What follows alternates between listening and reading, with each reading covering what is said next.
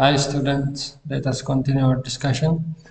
In the previous section, we have seen the classification of DC generators, and from the classification, we have started to discuss the separately excited DC generator. We have seen the equivalent circuit, equations, important equations used in a separately excited DC generator, and we attempt one example.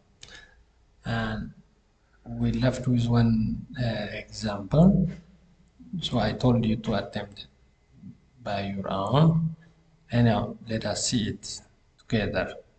And the example is a separately excited DC generator when running at 1000 rpm supplies 200 ampere at 125 volt.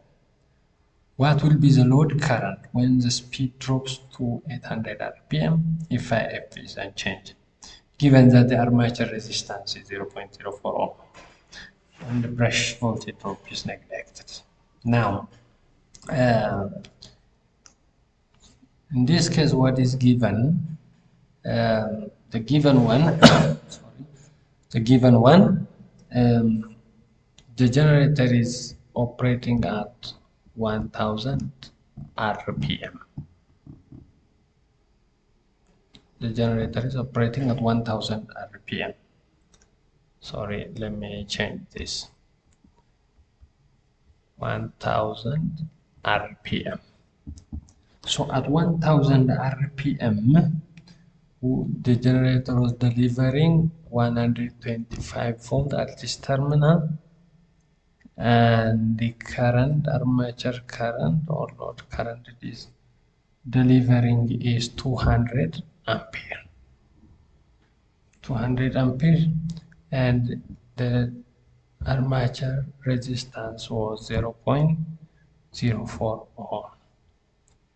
These are the givens. So what it is asking, if the speed become 800 rpm, if the speed drop to 800 rpm, having the same IF or the same flux inside the machine, what will be the load current it is asking?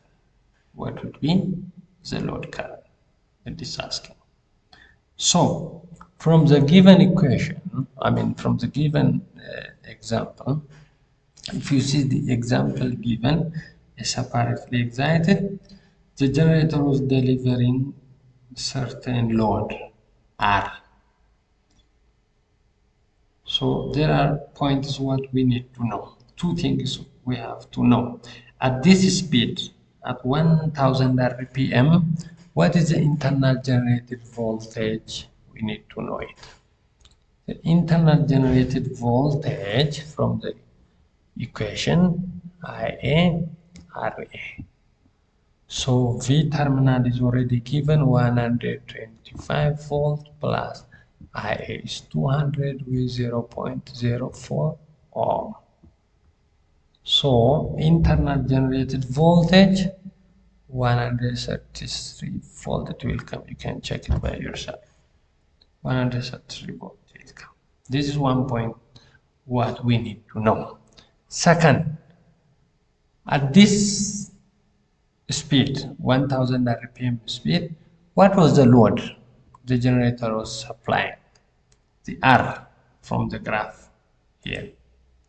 What is R? R was, directly we can say Vt divided by It, we can say. Simple circuit relation we can use. This Vt divided by this current, it gives me R, Ohm's law. Therefore, 125 volt divided by 200 amp. So R is going to be 0.625 ohm. These are points when the generator was operating at 1000 rpm. Now the question is, when the speed is dropped to 800 rpm, what is the generator load current or armature current is the question. Now, in order to get the generator, the armature current or load current from the equation, EG is VT IA RAI. We know this. So it means it is required to get IA EG minus VT divided by RA. It is asking. See. Now EG at 800 Newton and VT 800 at 800 RPM it has to be now. How can I get that? EG, I have another relation K phi N, I know this. So this is a machine constant with a flux. The machine is not going to be changed when the machine is the generator is operating at 1000 or 800. Flux is not going to be changed. So from the given 1000 RPM data, I can calculate these parameters. How? So EG, if it is K by N, now this parameter is going to be EG by N. For 1000, how much EG was? It is 133 volt divided by 1000 RPM. So from this, the machine constant with flux value is going to be how much? From this, it is 0.133. These two constants, K prime is fine. Now, when the machine operates at 800 RPM, is it going to be changed? No. Therefore, at 800 EG, it's going to be K phi N, right? So this parameter, I know that it is 0.133. It's not going to be changed, and N become 800 now RPM. Therefore, my EG is going to be 0.133 volt times, not volt, sorry, times 800 times 800. Therefore, at 800 RPM, EG is going to be how much? 106.4 volt. Now I came to know one thing. EG at 800 RPM, it is going to be 1.6.4 volt. Now, at this 800, what is VT? Is the next question. From the equation itself, we can generate VT is going to be EG minus IA RA, right? So at let me say at 800 RPM. So EG, how much we got? 1.6.4 minus IA, I don't know, IA at this new speed. So I'll keep as it is, and 0.4. RA is not going to be changed because the machine is the same. Therefore, this is VT. Now, from this equation, what was IA? IA or IL, what is requested from this? When I know, come to the graph. See this. The load is still the same. What is different? The speed of the generator is different. So having the load constant and VT different, this current is also going to be different. I can calculate the new current. Okay, the new current. flowing through this load. The load is the same, I said. Therefore, how can I calculate? The same as the previous one. I load, the new load, at this 800 RPM is going to be Vt by R. Right? Therefore, what is Vt? Vt is this thing, as it is. 1.6.4 minus 0.04 Ia divided by, what is R? We previously calculated. It is 0.625 ohm. Now, since it is a separately excited generator, we know that IL is equal to IA. Therefore, this equation IA is going to be same as the previous one, what we said, 1.16.4 minus 0.04 Ia divided by 0.625 ohm. Now get Ia. This is Ia. This is also Ia. You can calculate by any of the method you know from your background. Therefore, Ia is going to be, you can cross this, and this is 0.625 Ia. No, let me cancel this. If I cross this, it is 0.625 Ia, which is equivalent to 106.4 minus 0.04 Ia. So shift this side, get Ia. Ia is going to be how much? 160.0. This is the new load current. This is the new load current or armature current. So it is similar with IL. Okay, similar with IL. That is how. The next point is characteristic curve of DC generators. When we mean the characteristic curve, it simply means that the behavior of our DC generators, how our generator behaves at different loading condition or operating condition, how they are behaving when they are loaded, how they will behave when they are unloaded. That is simply to mean the characteristics of our DC generator.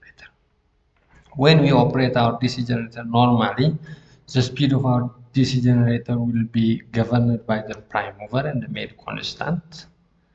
Under such condition, if the speed is constant, the performance of our generator is going to be given by the relation among excitation, terminal voltage, and load.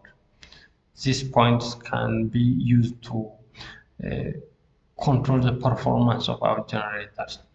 So these relations are given graphically in the form of curve normally, which we call it characteristic curve of DC generator.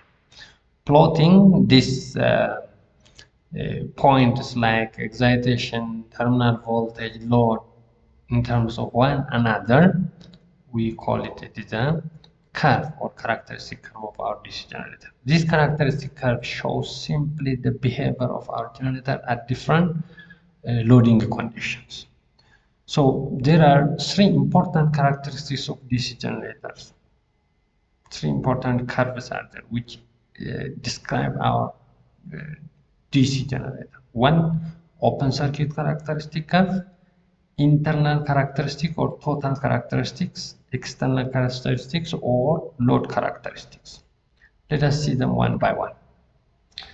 The first one is open circuit characteristics or no load characteristic curve. This curve, it simply shows the relation between generated EMF at no load and field current at a constant speed. What does this mean? When we fix the speed of our generator at a constant certain one speed and try to measure the internal generated load, the internal generated no load voltage and field current, if we try to plot that, it gives you open circuit characteristics. Open circuit characteristics or no load characteristics. How? For example, in this generator is a separately excited generator. Now we will measure the current at the same time the voltage at an open or at an armature of our DC generator. So we call this open circuit voltage, and the current is going to be measured with this ammeter by giving a variable supply, DC supply. So if we try to plot IF versus no load voltage, it is called just open circuit characteristics or no load characteristic curve. This curve, it is also known as magnetization characteristics or no load saturation curve, because here there is no load. It is showing simply the behavior of our generator while we are increasing the flux inside our generator, how much the voltage is going to be generated internally. So it tells you indirectly the saturation curve or the saturation nature of the core of our generators. Why we need to know this curve, or why need to know the open characteristic curve? Because this curve is essential for determining saturation of the magnetic circuit and helps to identify the required field current for generating a desired voltage. It tells you where your machine is going to be saturated, so how much voltage can be generated from that generator is going to be known from this characteristic curve. So for almost all of our DC generator, the open characteristic curve is the same. All generators have the same open characteristic because their core is almost the same, the material from which it is manufactured. That's why all the generators have the same no load characteristic curve. No load characteristic curve. So how we can get this curve? Just by connecting our DC machine or DC generator in this form. We'll connect the field winding with variable DC supply and put an ammeter which helps us to measure the field current, and connect the open circuit to our armature with voltmeter, then record the values. Record the value by increasing this, the DC supply, and record the value of IF and no load voltage. If you try to plot it, it will give you such like curve. This is how we are going to get it experimentally. Normally, this curve is going to be obtained experimentally through this circuit connection. Note that if our DC generator is shunt or series, we have to disconnect the field winding and armature winding, and we have to make sure that the field winding is going to be disconnected and given to the variable DC supply to do experiment for that specific DC generator type. So from this curve, what are we going to learn? What this curve is going to tell us? One thing, if you see the curve at initial, IF is 0 here. At IF, it is saying that there is some internally produced or generated voltage there. Even though, sorry, sorry friend, even though there is no flux, it's telling you that there is voltage generated. What does this mean? If you remember our EMF equation, we said that EG is going to be K phi N phi N. So that the curve is saying that the machine constant is already known, the machine is there, and we give some fixed speed, And without having this flux, there is a generation of voltage internally. It is saying. It's saying. How come? Well, how flux is produced inside our machine? It is directly related with our IF. IF now in this case VF or V terminal divided by RF. So it's saying that our IF is zero. Our IF is zero. If our IF is zero, automatically we may think that flux is zero. If flux is zero, if this is zero, EG is supposed to be zero. But the curve is saying that even though IF is zero, EG or internal generated voltage has some OA magnetic phase. How come? That is due to the residual flux, due to residual or remnant flux. What does this mean? If the machines are operating, we expect that they'll have some residual fluxes. So we call EG will be generated from the residual flux K5, what we call R residual N. This is a remnant flux, very small flux inside the machine. Inside the machine can create or generate smaller voltage inside the machine. That's why it will not be going to be zero. This will not going to be zero because the machine will have some residual small flux inside, unless and otherwise the machine is new. So that's why it is happening.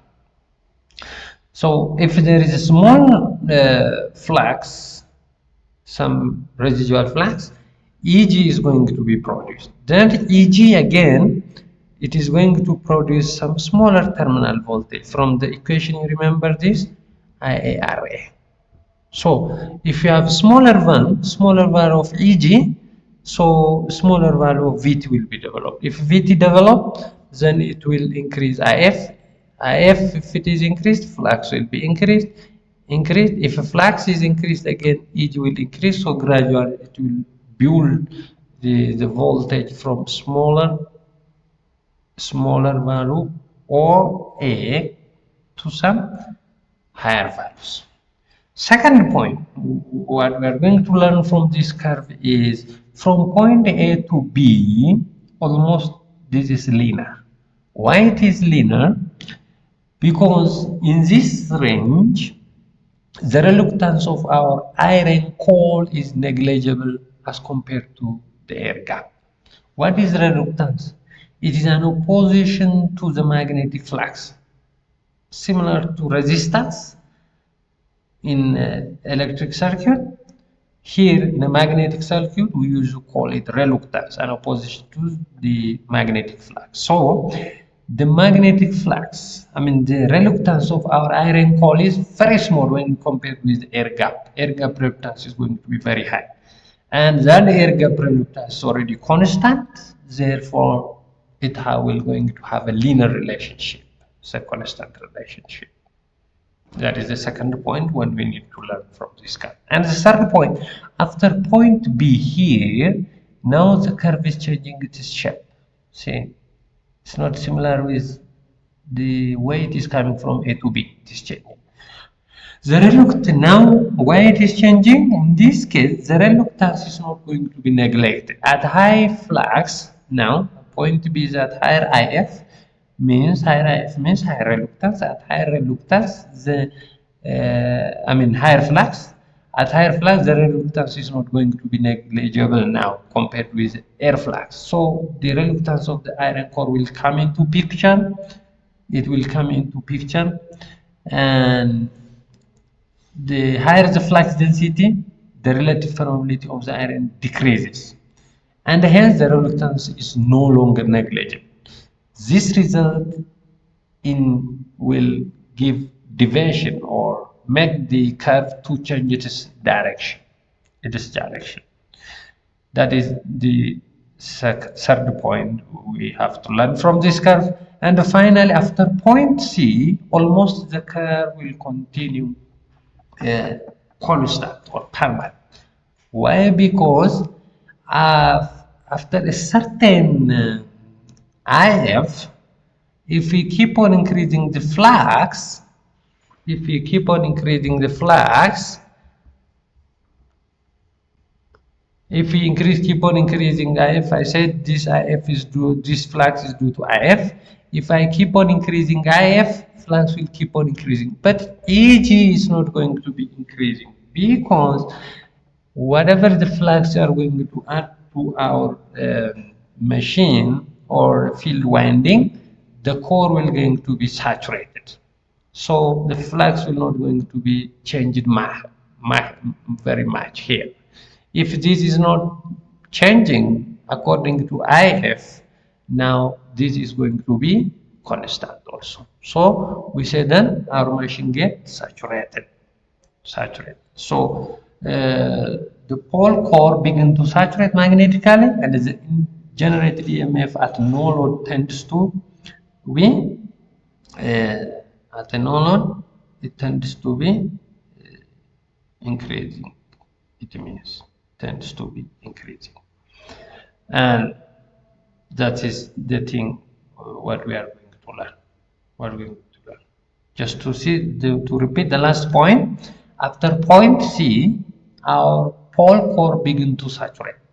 Even though you increase IF further, the flux will not going to be increased inside our DC generator because the core will going to be saturated. If flux is constant, internal generated voltage is going to be constant, so no more change inside our machine. No more change inside our machine. That is the thing what we have to learn at this stage.